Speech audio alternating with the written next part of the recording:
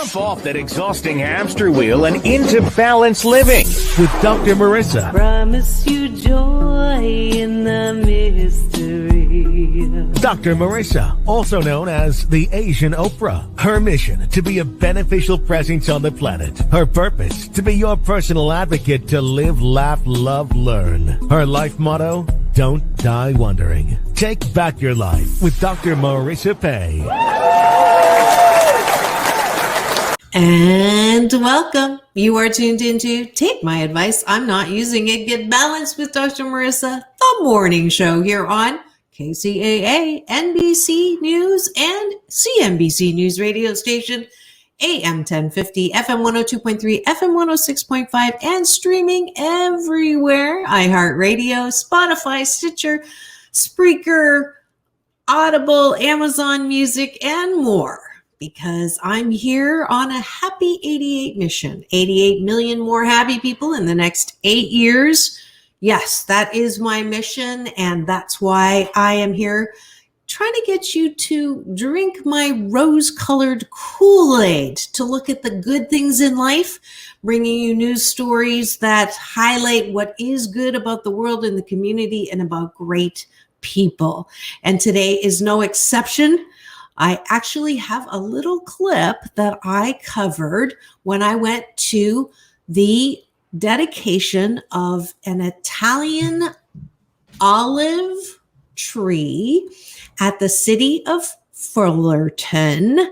And they did a couple of things. One, they named September 22nd Tommy Lasorda Day in the city of Fullerton, as well as officially became the Twin City sister, the sister twin city with Toro in Italy, where Tommy Lasorda's mom and dad were born. Tommy Lasorda was an American professional baseball pitcher and manager. He managed the LA Dodgers from 1976 through 96. He was inducted into the National Baseball Hall of Fame as a manager in 1997.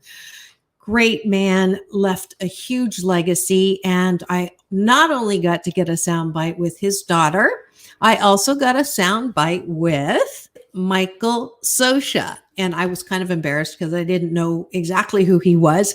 And when I found out, I was really glad that I got a soundbite with him. He was the catcher and manager in the MLB and managed the Los Angeles Angels of Anaheim from the 2000 season through the 2018 season, and was the longest tenured manager in MLB and second longest tenured coach manager in the Big Four. As a player, he made his major league debut with the Dodgers in 1980. He was selected to 2 All-Star games and won 2 World Series over the course of his 13-year MLB career. And so you'll enjoy both of those. And when we come back, I'll tell you what's so special about September 23rd. Reporting live, you know me as the Asian Oprah, and I have someone very special here on a day that they are naming Fullerton the sister city of Toro in Italy. So could you introduce yourself and tell me why you're here? I'm Mike Sosha, doctor, and I'm here to honor a great part of my life in Tommy Lasorda and the whole Lasorda family, and it's a pleasure to be here. Fabulous. And what does this mean to your family? Well, Tommy was so influential in all of us, not only Tommy, but his wife Jo. The whole family was so influential, and so many of us Dodgers had come up at a very young age and helped us along, helped us not only become better ball players, but better people. And it's a privilege to be here to honor such a great man. Beautiful. How long did you play for the Dodgers? I apologize. That's okay. Don't worry about it. I played 13 seasons for the Dodgers. Wow. And your position? I was a catcher, and I was fortunate enough to play on 2 of the World Series teams that Tommy managed in 1981 and 1988. Well, I'm honored to meet you. I saw everybody gathering around you. I had to get a soundbite. Well, you keep doing what you do, and nice meeting you. Thank you. Nice to meet you too. Bless you. Good morning. This is Dr. Marissa reporting live. You know me as the Asian Oprah, and I'm on location here this morning with a beautiful woman who happens to be related to someone, a name that is so great, Tommy Lasorda. Please introduce yourself and tell me why you're here. My name is Lasorda, and I'm here representing my family on this great occasion. Beautiful. And what is this occasion? The occasion is the dedication of a lovely tree, an olive tree that connects my grandfather's hometown. My grandparents lived in Tolo, Italy, and the connection with my father's residence and my mother's residence in Fullerton, California for about 50 years. It's so beautiful. I was in the chambers and we streamed from Tolo, and it was molto bene. It's great. It's a good day. It is a good day. Well, congratulations, and we just know, as the mayor said, that Tommy is smiling at us from the other side. Along with my mother. And your mother. Thank you. Blessings to you. I appreciate it. I do this little thing at the end of the show. It's called Peace In, Peace Out, World Peace Through Inner Peace. Do you mind doing it? Okay, show me again. Peace in, peace out, world peace through inner peace. All right, you got it. Thank you so much. This is Dr. Marissa reporting live, bringing what is right with the world, what's right with the community, what's right with people. Have the best day ever. Thank you. And I do love covering events like that celebrate the lives of really amazing, live life to the fullest people like Tommy Lasorda and the wonderful Twin City thing. And it was so great being in the chamber listening to the Italiano connection over Zoom. And it was, I wanted to throw out my Dove sei stato tutta la mia vita, which is pretty much my only Italian, outside of Tu sei simpatico or Tu sei simpatica, which is you are nice. But the first one was, where have you been all my life? Can you tell I dated a Sicilian when I was in college? But I just wanted to take a breath right now. I didn't quite understand why she said mother. Jo Lasorda, the widow of Tommy Lasorda, and her mom just passed at the age of 91 on Monday night. So a deep breath of peace and comfort to the Lasorda family. The fact that she came out and was part of that, even though she just lost her mom. But I know that both her mom and dad right now are loving all of us in a way that they couldn't love us on this side. But they're both in heaven and just smiling and cheering all of us on as we celebrate their lives. All right. And today is September 24th, and it is National Cherries Jubilee Day. Those of you with a sweet tooth will love that. It's also National Punctuation Day. Speaking of which, I actually call this generation the punctuation generation because they have made @ signs and hashtags major players on our keyboard. It is also National Brave Day and National Gay Men's HIV/AIDS Awareness Day, which is always the last Friday in September. And so kudos to all those who have, including my beloved best friend in graduate school, Michael Maine, who bravely battled HIV. My past guest, who is still battling and winning against HIV, that was Pastor Steve Peters, who is in the movie In the Eyes of Tammy Faye. That is a true story based on Tammy Faye Baker, the TV evangelist's wife, who made some amazingly beautiful sentiments about how Jesus loves everybody, including those with AIDS and HIV. So if you haven't watched that, go to my YouTube channel, free subscribe, and you'll get that show and more. And when we come back, I have great interviews with both Jeffrey Hazlitt, who is a global business celebrity, primetime TV and podcast show host, author, and keynote speaker. He was formerly the CMO of Eastman Kodak Company, and he was the producer of The Celebrity Apprentice. He also wrote a very nice opening to my book. So you'll see that interview as well as me on stage at Secret Knock. I got to interview the mentor of the founder of Secret Knock, Dave Corbin. So you'll get a little bit of that. And then when we come back for the second half, I have a great on stage and off stage interview with Steve Stealth Miller, who has many Guinness World Book records for his strength, former MMA fighter, and more. So keep it tuned here. We'll be back with more on Take My Advice. I'm Not Using It. Get Balanced with Dr. Marissa, the morning show here on KCAA, NBC News Radio Channel, the station that leaves no listener behind.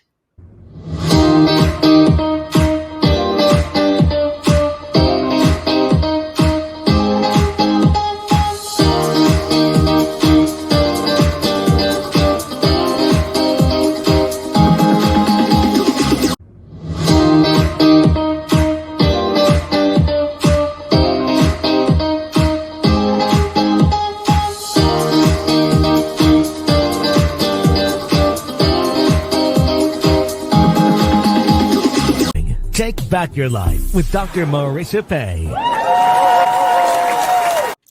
And we're back. You're tuned into Take My Advice. I'm Not Using It. Get Balanced with Dr. Marissa, the morning show here on KCAA, NBC News Radio Channel, AM 1050, FM 102.3, FM 106.5, and streaming everywhere. Spotify, Stitcher, Amazon Music, Audible. Did I forget what? Every major platform. Let's just say that. And of course, on my YouTube channel, streaming, free subscribe, and you can watch as well. Everywhere else, it's just a listen, but it's a good listen because I absolutely want you to be happy 88% of the time. So I bring you guests, and today is no guests who help you learn something new, expand your mind, expand your heart, and figure out what's right with you and right with the world.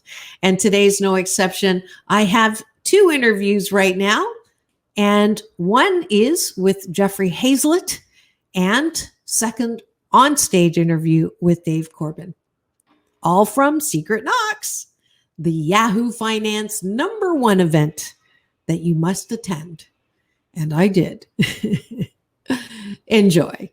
Good afternoon. This is Dr. Marissa reporting live from Secret Knock. And I have someone who is not only a great speaker, inspiring businessman, he also wrote in the foreword of my book. So I'm going to be shameless plug. Yeah, 8 Ways to Happiness. He wrote, where are you? Where are you? Right there. It's not about how many times you get knocked out. It's about how many times you get up and fight back. Dr. Marissa Pay gives great insight for anyone looking to understand the true meaning of life. Jeffrey Hazlitt, primetime TV and podcast host, guest celebrity judge on NBC's Celebrity Apprentice, speaker, author, and part-time cowboy. Yeah, well, just my title's longer than the quote.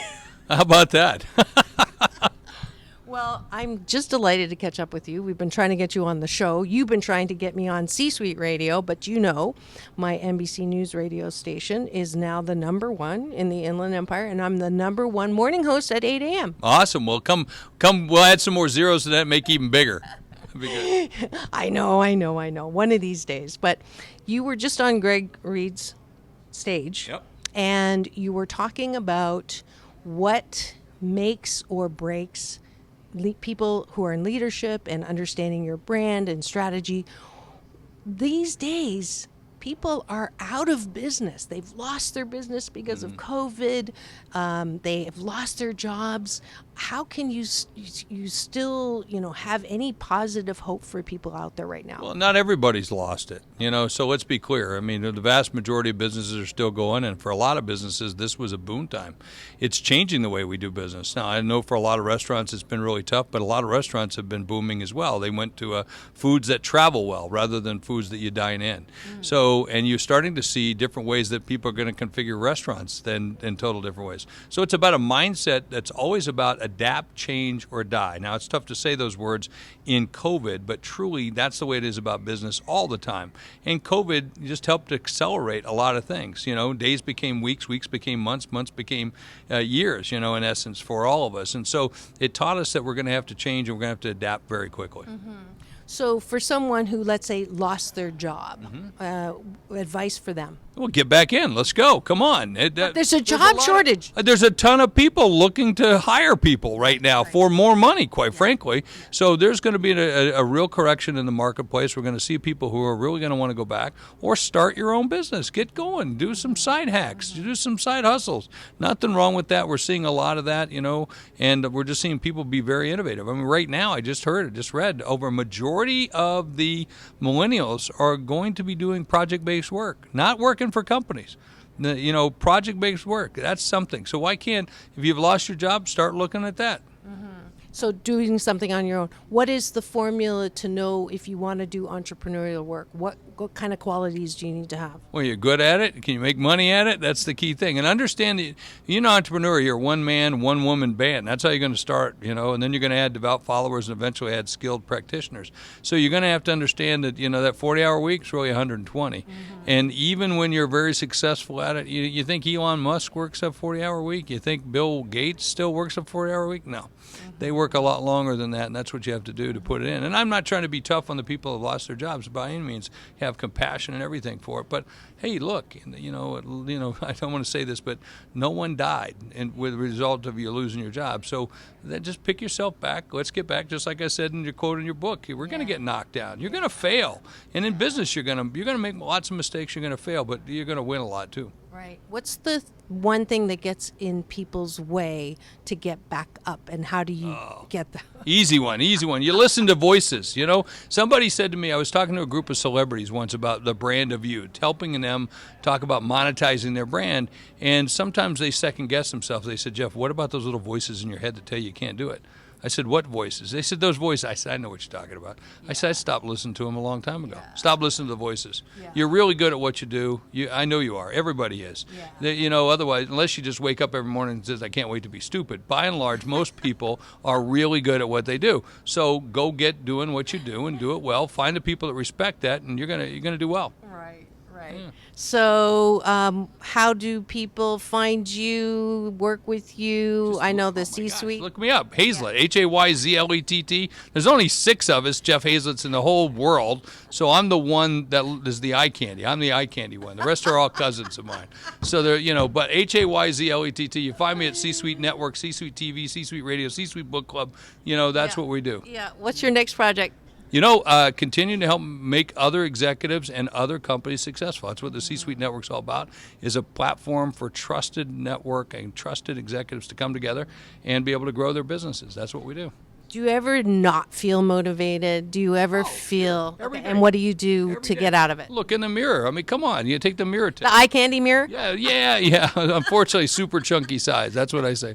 No, we all like that. We all feel like that sometimes. Stop feeling sorry for yourself. Get up, kick yourself in the ass, and get moving. That's what you need to do more often. All of us need to do that. Yeah, it's not. If it were easy, everybody would do it. So it's tough. Some days it's tough, but that's the cool thing about it. The toughest times, the toughest things I've ever to do, the hard work that you do, you feel great when it's all done. That's true. Right? That's so true. If you got to invest in yourself, do the hard work, hard lifting. You got to move past those tough things, those little valleys. You're going to be top of the mountain before long. Yeah. What do you think about all of this, job vacancies? People can't fill their jobs what's going on? Start paying people more. I mean, that's what's going to happen. Is that what it is? That's totally what it is. I mean, now people have choices, and you used to be an employer-dominated market. Now it's an employee-dominated market. So you're going to have to do the things to get the people the way you want, motivate them in the way. It's not always about money. It's about, hey, can we go and do the things that we want to do and get what we want out of it? Conditions of satisfaction. And for a long time, most people believe conditions of satisfaction were about how much you paid people. And that's not what it's about. Right. All right. So the last question I always ask my guests on my show, and this is going to go on the show, is to who or what are you most grateful for? Oh, it's always my family. Are you kidding me? I get to do what I do every single day. I know me. I wouldn't be married to me, kind of thing, right? And then my children have had to grow up around me. Thank goodness they had their mother. Thank goodness that we had good, strong support. But, yeah, it's the family. The family, something's always got to give when you're doing what you have to do. But we made those decisions. I'd say, hey, Dad, we don't want you to do that. Okay, do you want to go to Disney World this year or not? If you do, then Dad's got to go work. They would say, hey, I said, where are you going? They're packing my bags. So, so I'm always grateful for them because they got it. They got it. Yeah. Perfect. So if you wouldn't mind, I close the show with a peace in, peace out, world peace through inner peace. Do you mind doing that? Ready? Yeah. Peace in, peace out, world peace through inner peace. Dr. Marissa reporting live from Secret Knocks with Jeff Hazlitt. C-Suite, stay tuned. In the eye next to you, tell them how beautiful they are, and welcome to Secret Knocks! My name is Dr. Marissa. Some of you know me from my honorable moniker name, Asian Oprah. I was actually introduced to Oprah as the Asian Oprah, and when she looked at me, looked down, looked up, and said, "Nice pants." And it took everything for me not to say, "Do you want them?" But I didn't know if I was going commando that day, so we didn't want to do that. But I'm so delighted to be here. First, I have something for the top of love. Some of you have liked my mask. I actually got the mask given to me when the book went #1. The publisher sent me the mask, so I'd like to donate this 8-time best-selling book, 8 Ways to Happiness, from wherever you are, to the top of love. And do you know who actually named the tub of love the tub of love? So Dave Corbin here is the reason why Greg is the way he is. So I say you'll have a lifetime to evaluate these 3 days, but you will only have these 3 days to experience it. So if you're in your head and you're like, oh, I gotta meet this person, just stand there and probably that person will come up to you and want to meet you.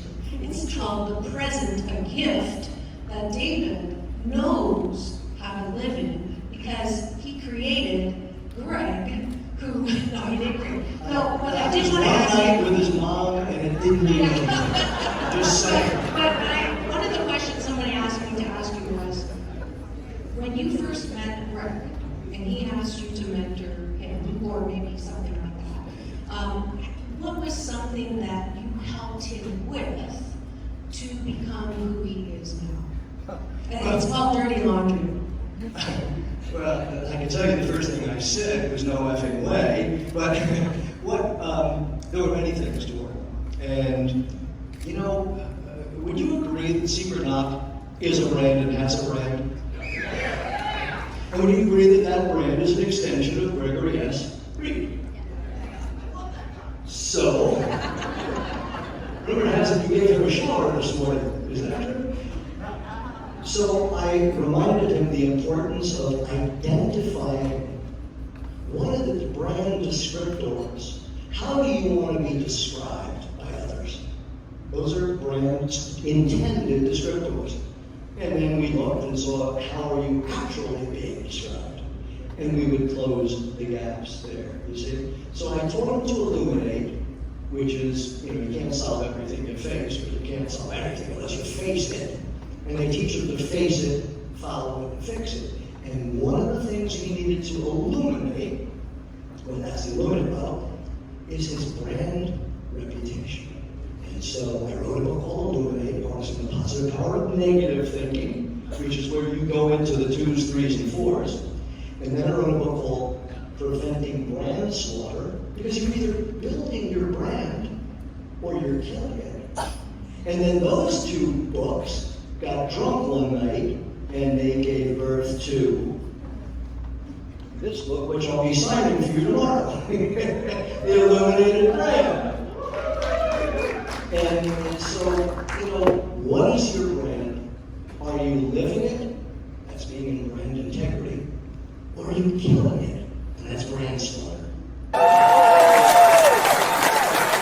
And I hope you enjoyed those interviews as much as I did when I was there. Actually, I'm still there. Through the magic of pre-record, I'm allowed to do this and be there at the same time. So I'll be bringing you more interviews next week. I actually am booking some interviews right now with some very interesting people. Marissa Peer is going to be on. She is, it was kind of funny because when I went on stage, they played her opening because Marissa Peer, close, totally understandable. But yeah, she'll be coming on and more. And when we come back for the rest of today's show, I have a wonderful interview for you with Steve Stealth Miller, who's a martial arts expert, world record holding strength athlete, a dynamic speaker and pastor, and renowned motivator of men. When we come back here on Take My Advice, I'm Not Using It, Get Balanced with Dr. Marissa, the morning show here on KCAA, NBC News Radio, the station that leaves no listener behind.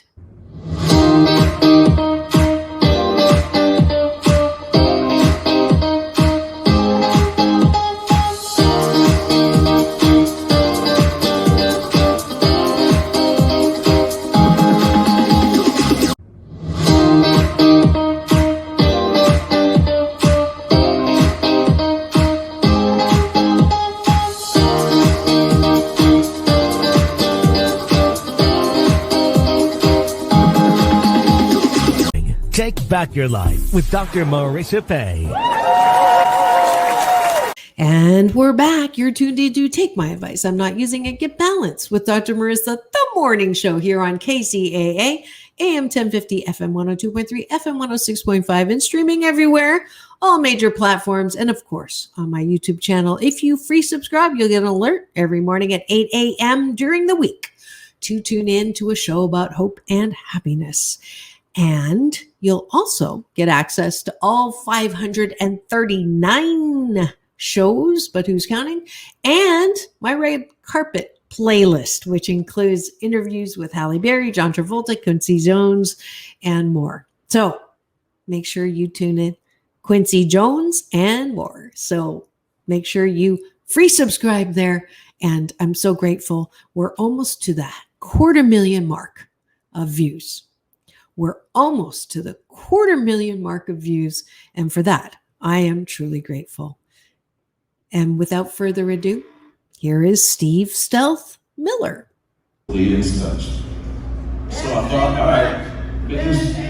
So I put the wrench and the VCR tape and a handwritten note in a box. And the note said, if you're smart, you want to talk to the guy who did this with his bare hands. And I sent it to Ripley's Believe It or Not. So they called me back and said, hey, we got your package, by the way. We saw a guy try a feat in Germany and he failed. And we think a guy that can bend crescent wrenches with his hands might be able to do this one. So that's how we came up with it. Ripley's Believe It or Not feats. Well, now you transitioned. You've used all of this. You've built a brand. You've gotten people's attention. And now you teach others how to become better leaders. And we got a lot of leaders in this room. So what do you think? Can you give us the secret to being a better leader? I love what the theme seems to have been so far among so many of the great men and women talking here about simplicity. I heard a phrase one time that said, where did they go? How many of them were they? How fast were they going? I must find them. I am their leader. I think that's the way a lot of people are trying to lead. You try to lead from you slap the right backs, pull the right strings, and you end up in a capacity of authority where you can direct people, but that's not leadership. Leadership means you live a kind of life that people that see you from a distance or close say, I want that life. If nobody's following you, I don't care if you're the CEO of whatever, if nobody's following you, you're not a leader. It's amazing. Well, was it hard to transition though from fitness and MMA to now you speak to all kinds of corporate world, all kinds of lots of leaders? Was it hard to make that transition from known as being an MMA champion and holding these records for strongmen to now you're speaking on stages and having people take you seriously? I only ask this because when I transitioned from the fitness world into speaking and stuff, I had a lot of doubters and a lot of people saying, oh, you're the fitness girl, you can never do that. Was that hard for you to transition and to be taken seriously as, you know, into a new role? It wasn't hard for me to transition. It was probably maybe a little more difficult for others to take my transition seriously. For me, it was, you know, my father made statements when I was, you know, that high. He said, son, if you don't spend your life on something that will live longer than you, then you will have wasted all your time. So mentorship, even in the gym, the dojo, mentorship was always a vital aspect of what I did. So, you know, when I got too old to do MMA, which was 38, which is an old man in mixed martial arts, I went into the strongman world and did that for 10 years. When it became clear my son had the baton in his hand and was going to go further and faster and bigger than I did, I felt peace to kind of, you know, transition again. So, and then I've noticed, you know, I get, because of my role and my history in the athletic and sports world, I get called in to do a lot of intervention. I get called in to talk to the $10 million a year athlete who got arrested for slapping his wife. I get called in to talk to the guy who just got a signing bonus, but he got arrested on the way home and they found cocaine in his trunk, right? And so I think the world is screaming out. When I say leadership, I mean, that was a direct statement that I made. It didn't mean for it to sound sharp, but I think that we have built and emphasized one or two dimensional leadership over the years. And we all know what that's looking like. And the world seems to be getting tired of that, and they want to see a multi-dimensional developed person. If that doesn't make any sense, like a single dimension. That's the guy who's got a ripped six-pack for abs and his body looks like the Wolverine, but he's an idiot and he can't make a relationship work. Yeah, well, you have something called circle management that kind of describes what you're talking about. Can you talk a little bit about that? Yeah, my book that's coming out in my next book in December. We're developing an app to go along with that and what have you. So the concept is this: you know, faith communities and organizations kind of refer to this thing as your measure of faith or measure of rule, right? The Greeks called this thing your metron. We get the word matrix from it. It basically is the circle from within which all of us do life.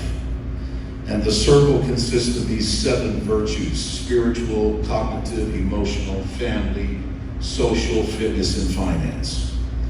The average person gives all of their attention to either the one that they're really good at and comes easier or natural to them at the neglect or expense of the others, or they pour all their attention into the one that is suffering the most. Either way, you get the same result, and that is like adult whack-a-mole.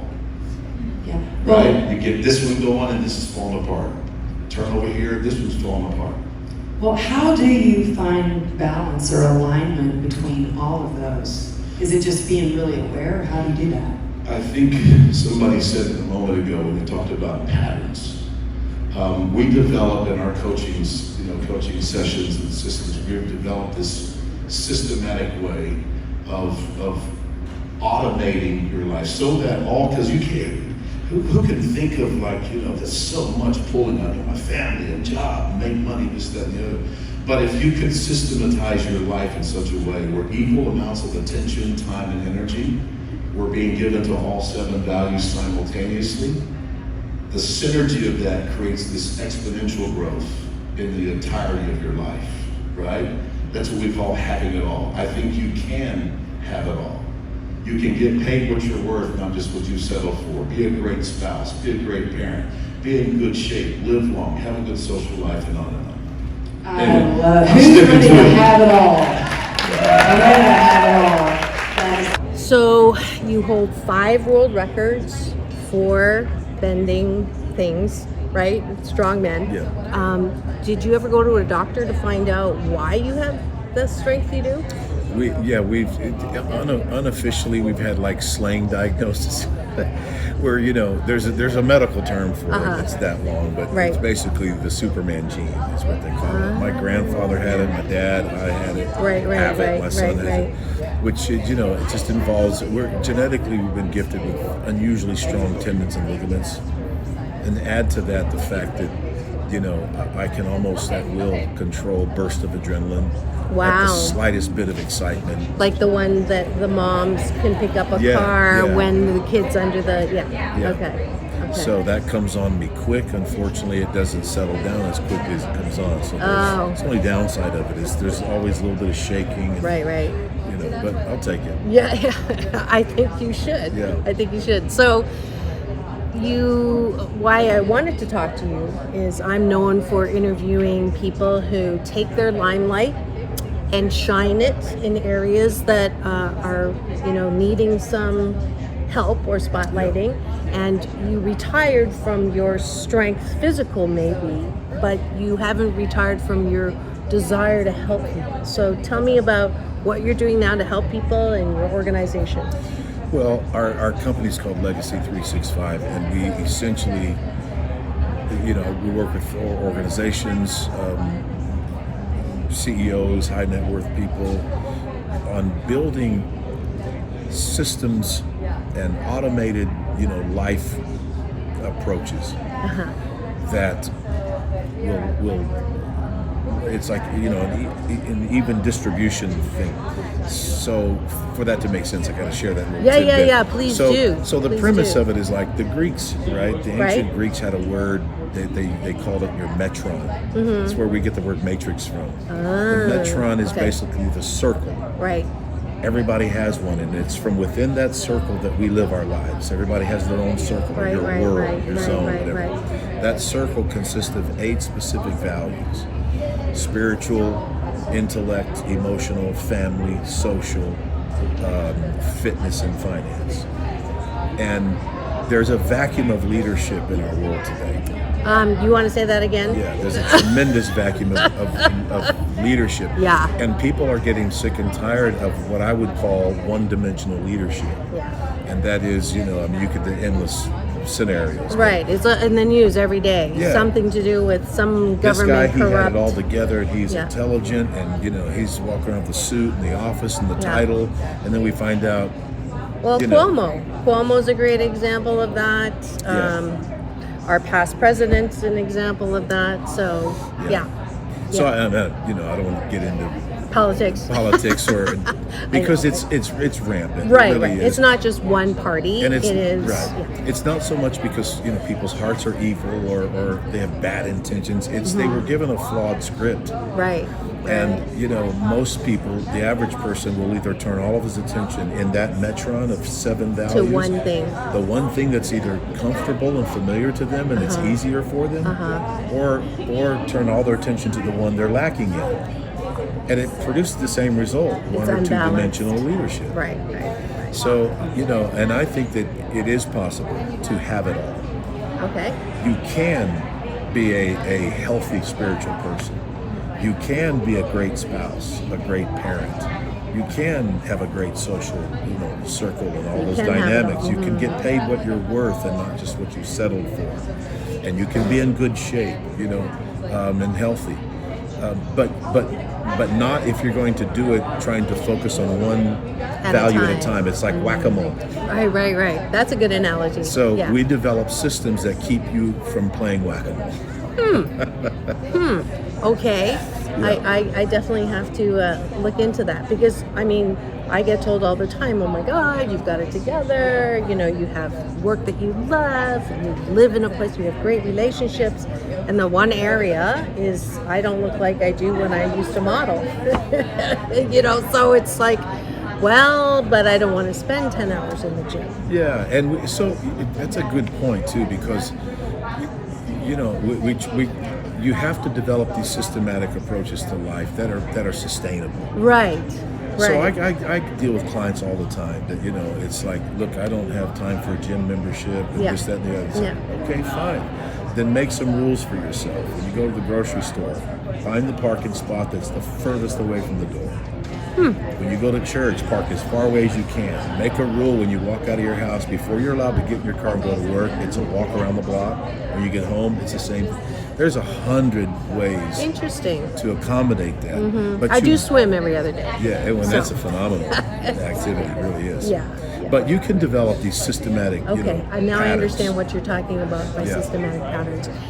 Because you also said this from stage, you can't do anything different if you're stuck in the patterns or the habits that you have.